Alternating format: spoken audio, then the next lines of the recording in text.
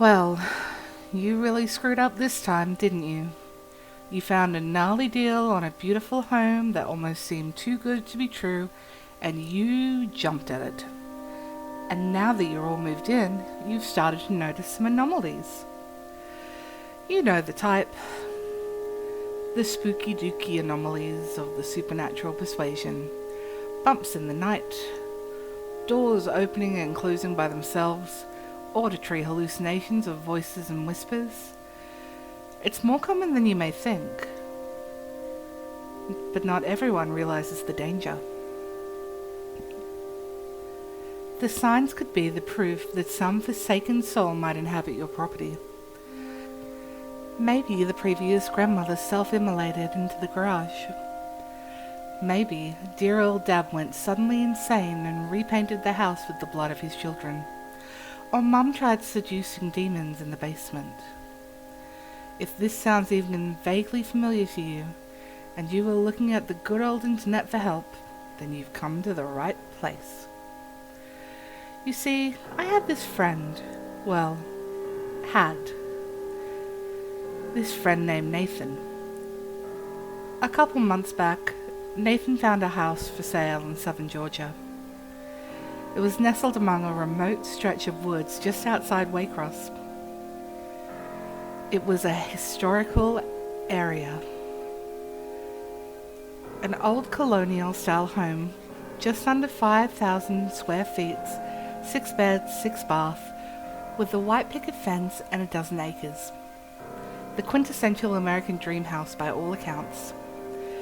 The price was unbelievably low, but after Nathan contacted the real estate agent, he found that the price had been seen listed and was indeed the price that was being asked. For most people, I imagine, this would have raised some pretty big red flags. But Nathan was an idiot. The confident type of idiot that believed machismo is substantial for conquering all of life's obstacles.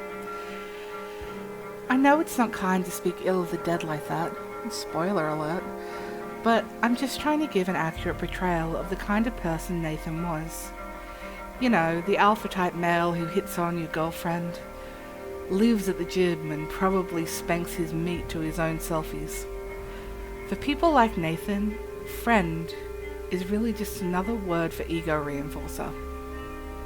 He was cocky and often let his pride get the better of him. His wife, Janelle, was actually my ex-girlfriend from a while back. Bit of a skank, but practically a supermodel. They had 2 kids, Natalie and Mason, who were both spoiled brats. Again, I'm just trying to give an honest perspective of them in hopes that we may all learn something from what happened. You see, what happened to Nathan, which I'll get into later, was something which I believe could have been easily avoided if only he'd followed a few simple instructions. After the funeral, I got to pondering on the matter and realized that what we all really need is a set of rules to follow if you believe your house is haunted. Let's begin. Rule number 1. When looking into purchasing or renting a house, always ask for the history. Odds are, if a house is being offered way below the market value, then there's probably a very good reason for it being that way. Nathan didn't do this, and thought that the undermarket price was simply the universe handing him something that he didn't really earn, as it often seemed to do. Nathan jumped at the offer, and within a few weeks, he and his family were approved to begin moving in. I volunteered to help them move in, and I'll be honest, the house was absolutely gorgeous. Things were great for them at first, but Nathan soon started noticing some odd occurrences. It started with a knocking sound that seemed to reverberate all over the home at odd hours. He said that he could never seem to pinpoint where it was coming from, and it never seemed to originate from the same place twice. Eventually, he just chalked it up to the house settling, but that was just the beginning. Rule number 2. Trust your gut. Your home is the last place you should feel uncomfortable. If you get that inkling of discomfort in the back of your mind that never truly seems to fully dissipate, pay attention to it. It's probably your subconscious trying to warn you. Nathan tried ignoring these sounds, told his wife that it was just normal or the wind, and comforted his children when they felt scared. He had 2 dogs, Rusty and Sailor, both of them black labs, and both seemed to become very anxious after moving in. Nathan did his best to get medication to help the dogs relax, but it didn't seem to help much. That brings us to rule number 3. Along with your gut, you should also trust your pets. Animals have instincts far greater than humans. It's been said that man is the only creature who will sense danger and still wander into it. Animals have a sense for the supernatural. Dogs and cats in particular. If you see them growling at what appears to be nothing, or constantly staring into a specific area of the house, then pay attention to that. Odds are they can see something that you can't. Nathan told me that Rusty, the older of the 2 dogs, would pace the hall each night for hours. He said that it was like he was standing guard over something. On more than one occasion, Rusty suddenly burst into ferocious bouts of barking and snarling. Nathan would come out into the hall, but never found anything. He grew concerned for Rusty and took him to the vet, but the vet confirmed that he was in good health. Meanwhile, Sailor, the younger dog, slept at the side of Mason's bed each and every night. The poor boy soon developed crippling nightmares that would torment him relentlessly, and Sailor seemed to sense it. Each time Mason would wake up screaming, Sailor would be there to try to comfort him. And that segues perfectly into our next rule. Rule number 4. Beware the nightmares. Young children are similar to animals in the way that they seem more perceptive to things that adults are not. This one can be difficult because there are many root causes of nightmares with things like anxiety, depression, or other mental illnesses. The telltale sign is whether your child suddenly develops them soon after entering the home. Poor Mason had absolutely horrific dreams, and night after night he would be tormented by them. He often spoke of the blurry man that came to him while he slept and whispered terrible things. He even said that sometimes he would see the blurring man while he was awake, but never more than a quick glimpse, and always in the shadows or outside in the woods. Nathan and his wife worried that perhaps Mason was schizophrenic, but multiple doctors confirmed that that was not the case. They tried giving Mason sleeping pills, various supplements, and burned incense in the home to make him sleep more peacefully. It worked for a while, until Natalie started having them too. Rule number 5. Try to determine what kind of spirit you're dealing with. If you see flashes of a small child running through the halls at night, or orbs spiraling in the air, then odds are your ethereal neighbour is rather benign. Some people even discover that they rather enjoy life with a spectral roommate. They find their antics rather interesting. Most believe that spirits who pass away before completing what their soul desires will become stuck in a sort of purgatory. Many are scared, confused and angry, but some, primarily young children, seem to be almost jubilant at times. Most of these are unnerving but altogether harmless. But then there's the other spirits. Rule number 6. If you or any of your family member developed inexplicable bruises, cuts, or lesions, then do not take them lightly. This should be a massive red flag, and it is a very bad sign.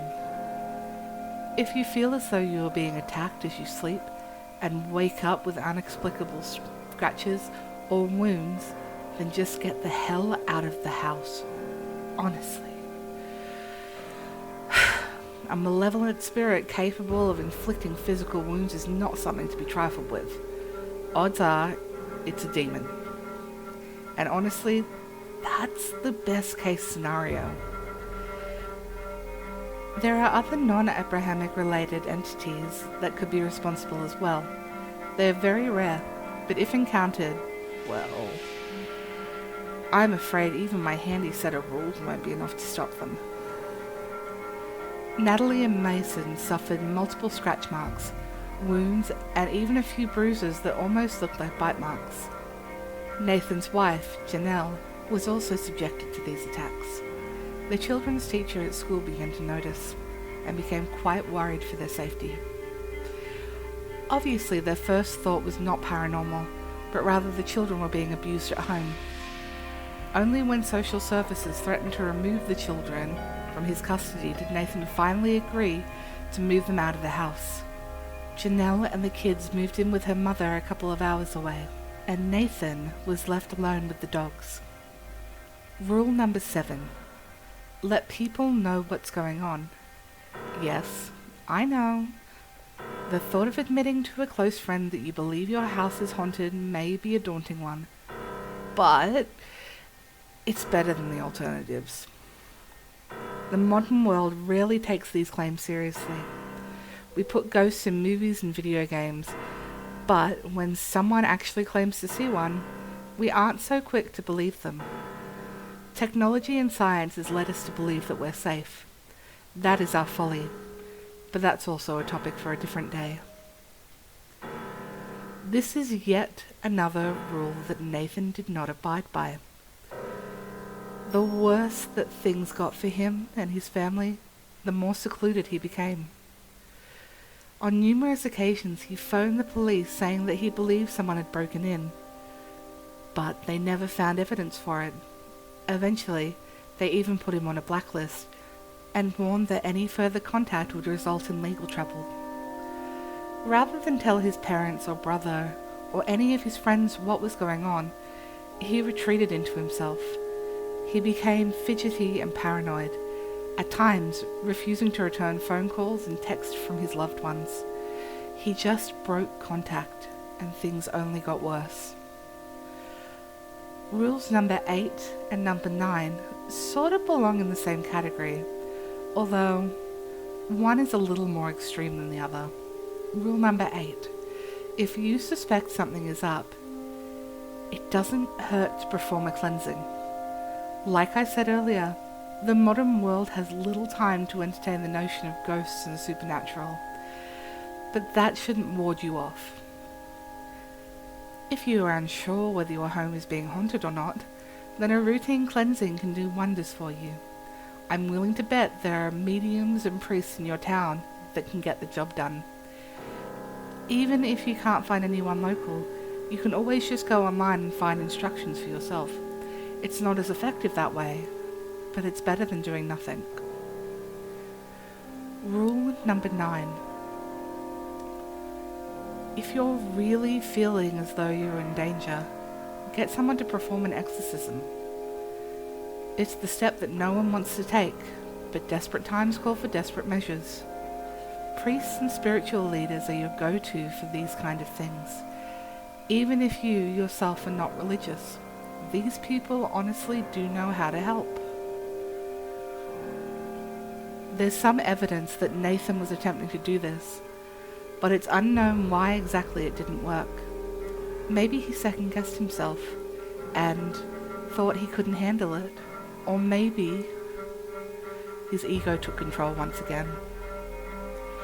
Nathan had been collecting evidence for a while and had amassed quite a stash of clues. He had audio recordings which replayed banging on the wall and footsteps in the attic. He took multiple video, but none of them really showed anything except for the last one. But by that point, it was too late. In his journal, he also wrote that he was experiencing items in his house levitating on several occasions, but sadly he had no reported proof of this. Rule number 10. The big one. Don't try to antagonize the spirit. This should really go without saying. But angrily challenging the spirit or daring it to manifest is a really bad idea. But as you may have guessed, Nathan and his unlimited stream of testosterone decided to do just that. He got really drunk one night and began ruminating on all that had been happening. Nathan was always a skeptic, but even he couldn't ignore the physiological impact on his family, whether it is imagined or not. He realized that his relationship with his children and wife were being heavily strained, and his new house had become a place of hostility. This made Nathan very angry. So Nathan stood up and shouted at his empty house for the spirit to come forth and face him. He was met with only silence, and so he shouted again. Never once did the spirit answer his calls. After a few more verbose challenges, he broke into a bout of laughter, probably believing himself to look ridiculous. Apparently, not everybody who was watching felt the same though. Nathan managed to stumble into bed not long after, and he was out cold within a couple of minutes. Nathan kept the security camera in his room in hopes of capturing proof, and that night he found something. At around 2:13 a.m., Nathan is seen beginning to stir from his sleep in the security video. He grunts and speaks briefly, but the words are unintelligible. Suddenly his eyes sprung wide open in bed and began glancing around the room. Nathan appeared to be struggling, but his body didn't move. It is believed that he was suffering an episode of sleep paralysis, which left him temporarily paralyzed. His eyes continued to dart rapidly around the room. Then something happened. No one who saw the video could explain. Nathan's bedroom doors slowly rolled open, but the darkness in the hallway was all-consuming. Nathan's chest began frantically pumping up and down, and his eyes stretched wide open. Something was then seen moving in the hall. It could have been chalked up to a trick of the light at first, but then a hand was seen reaching through. It was gnarled and spindly, like the wretched malformed appendage from some abysmal denizen. The figure slowly sauntered through the doorway, its tall, dark silhouette nearly grazing the top of the doorframe. It had no defined features, appearing only as a hooded humanoid individual, no eyes or face, just a shadow-made corporeal form of Nathan's deepest nightmares. Poor Nathan is heard mumbling and whimpering frantically, but in his paralyzed state, he was unable to fight back or flee. He could do nothing but watch in absolute horror as the thing approached him. It stopped at the foot of his bed and just stared at him for about a minute. Nathan continued to hyperventilate and didn't appear to blink once during the entire ordeal. The thing finally moved closer. It then leaned down only a couple of inches away from his face and appeared to whisper something. It was too quiet for the mic on the camera to pick up, but needless to say, it did not make Nathan feel any better about the situation. Suddenly, the thing lashed out with its twisted hands, constricting like pythons around Nathan's throat. In his paralyzed state, he couldn't even struggle against his shrouded attacker. Within a minute, Nathan's chest stopped moving, and his eyes fell still. The entity reached its hands and just stared at him for about a minute. Then, as if taunting those that would see the footage, it looked directly into the camera. It whispered something again, but again it was too quiet to discern what it was. Then, as quickly as it had appeared, it waltzed out of the room and vanished into the darkness. Nathan was found by his wife, Janelle, a few days later, and she called the police. After an autopsy, Nathan was determined to have died via strangulation, much as what was shown in the video. Cops scoured the premises and found footprints from the intruder. However, the footprints were soon matched to a pair of Nathan's own boots. The police, of course, were not so quick to believe that Nathan was simply killed by supernatural forces. They conducted interviews with his neighbours, friends and family members, but none of them seemed capable or motivated enough to have done it. There were no signs of breaking and entering, and nothing had been stolen from the home. They came to me and conducted an interview as well. But of course, that was a futile effort.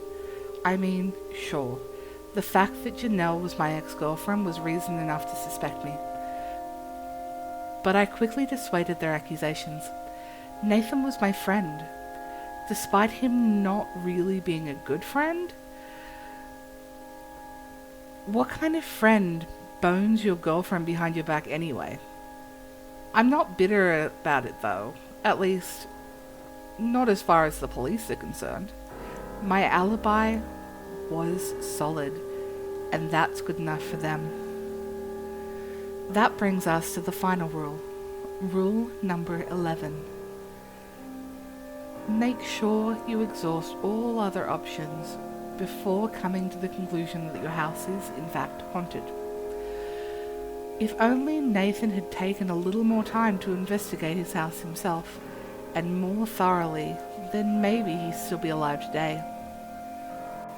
Maybe he would have found the mini wireless speakers hidden in his attic to play the sounds of knocking. Maybe he would have found the patches in his air ducts that leaked mild doses of hallucinogenic drugs into the house. Maybe he would have detected the dog whistle alarm that caused his dogs to react so strangely. If he bothered to check himself, he may have found the trace amounts of suxamethonium, a paralyzing toxin that, once ingested, will leave a person immobile yet conscious to all pain. It would have been difficult to find, as even coroners do not normally test for the substance unless specifically requested. No matter how you really slice it, this entire ordeal really comes back to Nathan himself. If only he had been a better person and not constantly demeaned his peers at every turn. If only he hadn't been so stubborn and proud. If only he hadn't gone behind my back and boned my ex-girlfriend, thus ruining our future and sending me into a spiral in depths of crippling depression. Then maybe I would have helped him. So, you may be wondering, is this my confession? No, of course not. This is only a list of suggestions and rules for how things may have turned out differently for Nathan and his family. These are all hypothetical explanations, and are in no way considered incriminating evidence to be used in court against me or anyone else for that matter. Besides, if this really was a confession, then that would make anyone else reading it an accessory to murder. And we certainly wouldn't want that. I hope you can understand that.